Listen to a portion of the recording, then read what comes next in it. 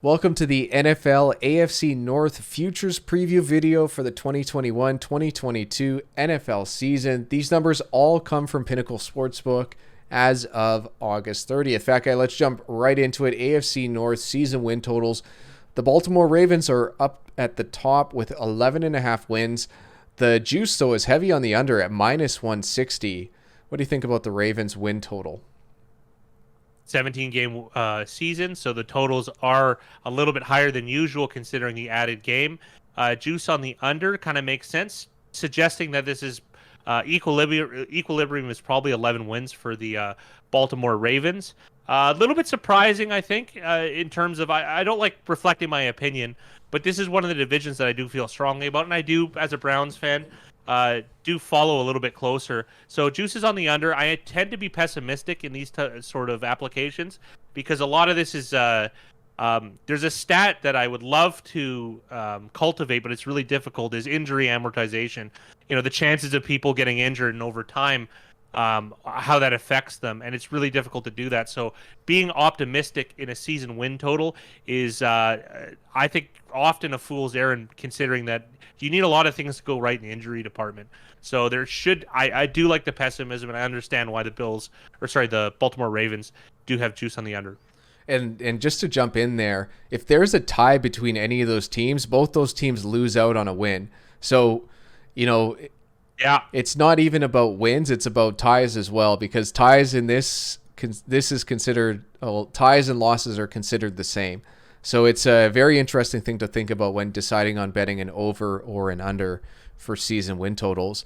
On to the Cleveland Browns, 10.5 wins, slight juice on the over at minus 115. What do you think about the Browns season win totals? Well, we like talking about the math and you know how to be able to pick a better price at the grocery store. And I'm going to highlight this pretty much every video we do. But take a look at the Browns over is minus 115. The Browns under is minus 103. You put that together, that's 218. You divide that by 2, it's minus 109. That's better than most sports books, not Pinnacle, on spread bets. So think about it. 11 to 10 is charging you 1 point more of juice, and believe me, that adds up over time. The break-even win rate for 11 to 10 is 52.4, so we can surmise that it's between 52 and 52.4% that you have to bat to break even at minus 109, which is going to be a far more attractive price than a lot of the proposed wagers that are going to come in the near future in this video. Browns are due to roughly win 10 or 11 games, and that sounds about right to me. And then we have the Pittsburgh Steelers, 8.5 wins, surprisingly low, and the juice is actually heavily on the under, so people are really predicting them to win eight games this season. Well, this is one of the things I'm going to prognosticate a little bit. I don't like doing that. I like just, breaching the raw data, but as a human, we do have biases, and despite being a Browns fan, we bet the number, not the team. And I do personally see that there is some sort of interest in Pittsburgh. I don't know why people. Pittsburgh had won 10 games in a row, and then they did poorly afterwards. And then people just write them off. Did they really drop off this significantly? I'm not sure. And I think there is potentially value here with the Pittsburgh over, even though I did just highlight pessimism and, not following my opinion necessarily. But plus money, this is one of the few ones I don't actually mind at plus money at over 8.5 in a 17-game season. And then the Bengals, 6.5 wins, slight juice on the over at minus 113. Another team that I think is on the rise, but it's not what I think. It's it's the juice laid in front of us. Again, look at the math equation. Minus 113 plus minus 105, minus 218 divided by 2, minus 109. 9-cent lines. I really like it. This is so much better than the upcoming type of bets that you're going to see. Bengals are about that, 6.5 wins. I tend to like the Bengals over, but then there's also something about the over that I had to mention. When I did mention injuries, you kind of want someone with a good backup quarterback if you do take overs, because one injury, that's why to be cynical, why to be pessimistic. One injury does hurt things, so you kind of like teams with good backups. Not that Cincinnati has it or Pittsburgh, but it is generally a good rule of thumb going forward. And Fat Guy mentioned the minus 109. Just to highlight, you have to be right 52.1%, well, 52.2% of the time or greater to be able to break even or make money doing this. Very attainable. Just an idea of how much success you would have to be able to make money betting season win totals. And another thing I'll add in just to throw in there, using the juice and using the season win totals, the public and the books have kind of agreed. Baltimore's at 11, Cleveland's at 11, Pittsburgh's at 8, Cincinnati is at 7 wins. On to the divisional odds, Fat Guy. We're going to start off with the Ravens at plus 122. Browns not far behind at plus 143. Pittsburgh is a whole 2 wins behind, or whatever you want to say, and they are at plus 410. And then the Cincinnati Bengals, they are at essentially 24, just slightly below 25 to 1 to win the division. Yeah, this is very interesting to me. And we were talking about juice and numbers, and here's where we kind of get something interesting. Juice over this type of 4-result bet, because there's 4 teams in the division, there's 4 possibilities, even though Cincinnati has a far less chance at Baltimore, as displayed by the odds division percentage. However, that juice that is calculated into all of this pricing isn't divvied up evenly. So I kind of, like, if I were... Not that I think that there's an edge on Cincinnati plus 24.83, but look at the gap. The odds division percentage is 3.87. The true divisional odds, which means the less the juice, is 3.5%. Do a little bit of quick math there. That's 0.37% juice. So I have to be right less if I do like Cincinnati. Whereas on the flip side, Baltimore is just shy of a 5% commission, which is...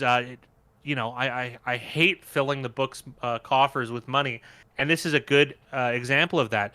It's like anything. It's like anything. You don't discount things that are really popular. It doesn't make economic sense. The Cincinnati Bengals are heavily discounted. I don't think they're going to win very often, but there is significant value if you were to simulate the season 100 times, and it's possible they could win 6. Which would give you a significant edge. And you don't have to be right as often because of that low juice at 0.337%. Whereas Baltimore, you just have to be right so more often. So you have to think that price is way more off than the Cincinnati price. So always take that into consideration. It's not about what happens. It's about the probability of what happens. If there's a 1% chance of rain and it rains, doesn't mean that the 1 in 100 chance was off. That's just a probability playing itself out. So I like paying lower juice. So I like looking from the bottom up, and paying the lowest juice on Cincinnati would be the first team that I'd give consideration if I were to be handicapping this. And so to put some math, when you're betting a divisional bet, the average juice that you're going to pay is minus 124, which means that you would have to be right over the long term at least 55.3% of the time if it was like a 50-50 bet. And that's hard. Like, that's 55% is attainable, but it's unlikely, like very unlikely. It's hard to do. That's attainable to break even. And what Big Rye is saying is if it's on a neutral field between neutral teams, just to put it in perspective and make everything even. And like we'd mentioned before, 11 to 10, the break-even percentage is 52.4. So you have to be twice as right, pretty much, to break even at with a divisional style bet. So this is why I do tend to like things where I have to be right less, and that means there's more meat on the bone, right? Say I pick both at 56%, which would be astonishing. I'm going to make more money betting on season win totals than I would divisional ones. That's a nice way of framing it. I actually really like how you said that. On to the conference. We got Baltimore plus 7 or 7 to 1, let's say. Cleveland at 8.5 to 1. Pittsburgh at 17.5 to 1. Cincinnati at 43.5 to 1. Yeah.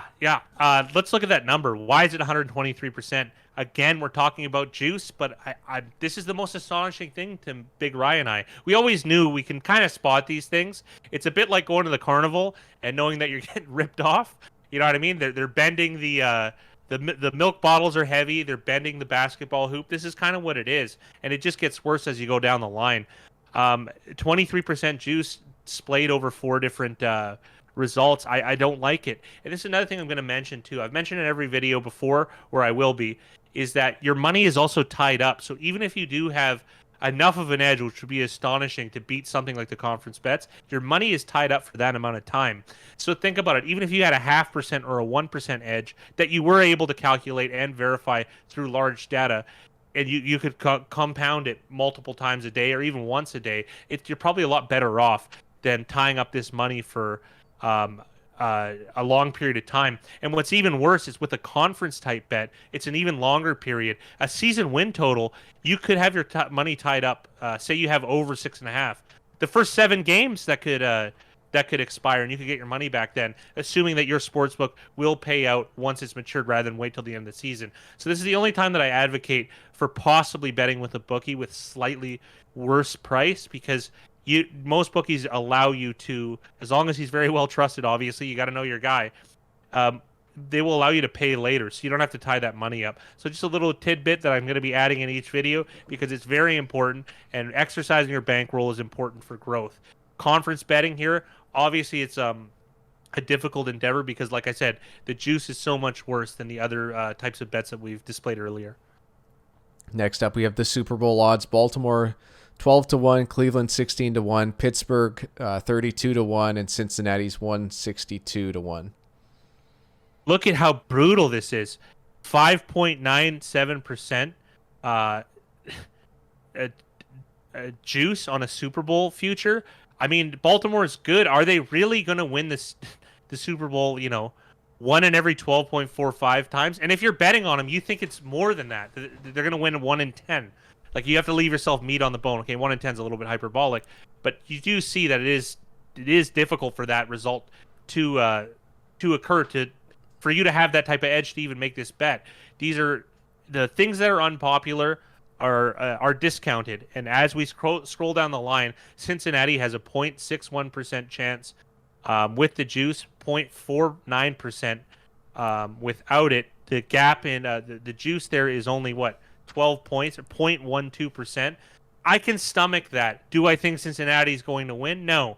But if they win more than 1 in 200 times, more than 1 in 200 or 1 in 190 times, you're gonna print money in the long term, even though this is a very high variance bet. So you should look when you're handicapping from the bottom up.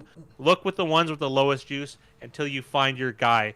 But I do highly recommend a season win total over a Super Bowl bet, considering the amount of juice that is baked in. Yeah, so the average amount of juice baked in is minus 165, which puts that break-even point at 62.2%, which is just, it's astronomical. I'm telling you guys, it's almost mathematically impossible to beat that over the long term. Yeah, in a sample size of 1 or 2, you can hit one of these and make some money, but if you were going to make this decision every single day over the long term, you're bound to lose money. It's the sad reality of it. And to put it into perspective, think about it: 62%. If you did have an edge, and say you hit at 70, the chance of hitting 70% on a 50-50 proposition over a long period of time is more than 1 in a trillion. It's just not going to happen. You have to find these edges and stop playing these carnival games. I know we sound like fathers, or we sound like big brothers here, but it is really important. We want everyone to win, and we don't want to fill the sportsbook's coffer. At least even if we do a revolution of not taking these types of bets, they're going to have to lower the price to make it more attractive. Things that are unpopular are discounted. Thank you for watching our divisional futures preview for the 2021-2022 NFL season. The Fat Guy and I have a lot planned for the upcoming season. The picks video will be released every Sunday night. We will have our 3rd annual Picks Against the Spread contest. We will be live for every Monday night and Thursday night football game. Our $5 a month YouTube membership will include our popular Discord channel, 3 weekly NFL betting market videos from myself, where I take a look at the betting and money percentages to see if and where the value lies on spreads, over-unders, and money lines. The Fat Guy will have a new weekly segment called Ask the Fat Guy, where he will discuss different topics from our upcoming book. So please consider clicking the join button to access our $5 a month YouTube membership and access everything the Fat Guy and I have to offer. Good luck to you in the upcoming NFL season.